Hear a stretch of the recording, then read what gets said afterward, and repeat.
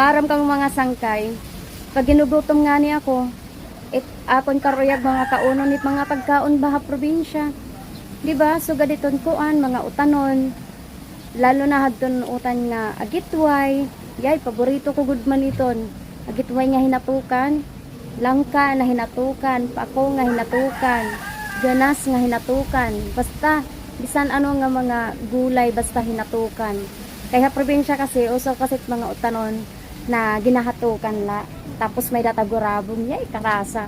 Tapos may dapabulad, oy, karasa, oy.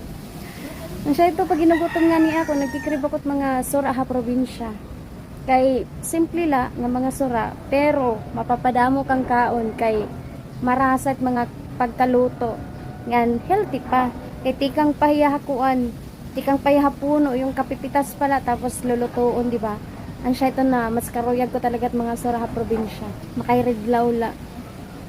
Siya ito ako mga cravings kapag nagugutom ako. Diba? Tapos nga idoliwat akong kuanan, tahong na adobo, yeah. Didi kasi makakapalit kain utan, pero mga layan na alam mo yung deri nahiya fresh. Makakakaon kayo mga gulay, pero deri nahiya fresh, diba? So, mas maupay gihapon aada probinsya kay mga healthy, mga fresh fight, gin kukuan, gin kakaon. So, asya la itong mga sangkay, share ko la kay ginagutom at yan na